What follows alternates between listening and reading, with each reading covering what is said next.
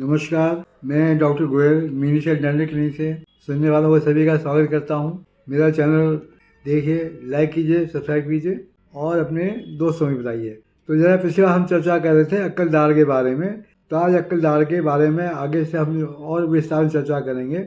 लेकिन पहले मैं ये बताना चाहूँगा, जैसे मैंने बता चुका हूँ कि अक्कल दाढ़ की उम्र होती है जब बच्चा 16 साल का हो या 18 साल का हो जाता है, तो निकलने के चांस होते हैं। और होता क्या है कि अगर दोबारा आपका साइज छोटा है, दांत चौड़े हैं और अक्कल दाढ़ की जगह नहीं है, तो ये निकलने की जगह नहीं मिल पाती है और परेशान करती है। और बार बार निकलने की कोशिश में बार बार परेशानी होती है, दर्द होता है, स्वेलिंग आती है।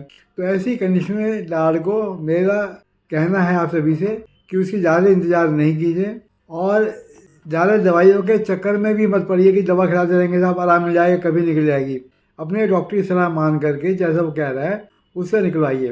तो इसमें ये अक्कल दाढ़ जो है आसानी से नहीं निकलती है, इसमें डरने वाली कोई बात नहीं है, ना मैं डराना चाह रहा हूँ आप सबको। ये थोड़ा सा माइनर सर्जरी, मतलब ये है कि अक्कल दाढ़ के हम जब उसका डायरेक्शन देखते हैं कि वो क्या डायरेक्शन उसका है। अगर डायरेक्शन वो उसका सीधा है, जगह कम है, या हॉरिजॉन्टल पड़ा हुआ है और निकलने की गुंजाइश उसकी नहीं है, तो सीधे डायरेक्शन हम जो दांत के चारों तरफ जो है एक ट्रफ बनाते हैं और ट्रफ बना करके डिफरेंट औजारों से उसको निकालते हैं। इस क्रिया में हमें आधा घंटा भी लग सकता है, पौन घंटा भी लग सकता है और ज़्यादा भी लग सकता है। और इसमें हम एक्सरे बहुत ज़रूरी है। एक्सरे इसलिए ज़रूरी है कि जो रूट है दांत की, उसकी क्या पोजीशन है। रूट की दांत जो है आपस में मिली हुई हैं या फैली हुई हैं। अगर दांत की रूटें आपस में मिली हुई हैं तो दांत आसानी से निकल जाता है, कम समय में निकल जाता है। तो ऐसी कंडीशन हमें कभी कभी क्या होता है कि जब दांत नहीं निकल पाता है तो दांत को बीच में काटना पड़ता है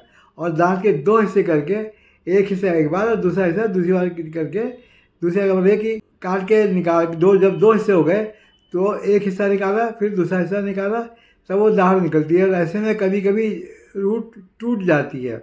रूट कहाँ से टूटती है ये देखने वाली बात होती है। अगर रूट बिल्कुल नीचे सिरे से टूटी होती है तो हम मरीज को ये कहते हैं कि इसमें आप चिंता ना करें, जरा सी रूट है, वो पड़ी रहती है, कभी अपना साल 2 साल बाहर आई तो उसे निकाल देंगे। लेकिन अगर रूट ज़्यादा होती है, लंबी रूट होती है, बीच में टूटती है, तो उससे हम प्रयास करके निकालते हैं। हालांकि अगर छोड़ भी दें तो उससे कोई ऐसी भयंकर बीमारी या ऐसी कोई तकलीफ नहीं होती। फ्यूचर में जो है वो सब ठीक हो जाता है और समय पे अपने धीरे धीरे ऊपर आ जाती है, हम उसे फिर निकाल सकते हैं। मरीज को ये फिर होता है कि अगर सब कुछ नया नया निकल रहा है तो मरीज का दांत निकल गया, लेकिन शायद देखने पता चलता है कि वो दांत की जड़ का हिस्सा है। दूसरा जो हॉरिजॉन्टल कंडीशन होता है, हॉरिजॉन्टल कंडीशन में जो है आप साबुत दांत को नहीं निकाल पाते हैं, तो ऐसी कंडीशन है दांत का क्राउन, जैसे मैंने पीछे बताया क्राउन और रूट, तो क्राउन और रूट के काटते हैं। काट करके क्राउन का हिस्सा निकाल दिया पहले, जिससे कि हमें दांत के मूवमेंट की जगह मिल गई। और फिर हम जो है चारों तरफ उसकी दांत की बोन को टफ बनाते हैं, स्पेस क्रिएट करते हैं और स्पेस क्रिएट करके धीरे धीरे एलिवेटेड दांत को मूव करने की कोशिश करते हैं, उसे आगे की तरफ खींचते हैं। अगर जैसे हमने आगे हिस्सा काट दिया, जगह जैसे बची हमारी, तो रूट का हिस्सा जो है सब थोड़ा आगे खिंचाने की कोशिश करते हैं कि आगे खिसक करके रूट ढीली हो जाए। और जब एक बार रूट ढीली हो जाती है तब उसको आसानी से निकाल देते हैं। इस क्रिया में भी आधा घंटा, पौन घंटा, घंटा भर भी लग सकता है। कॉम्प्लिकेशंस क्या होते हैं?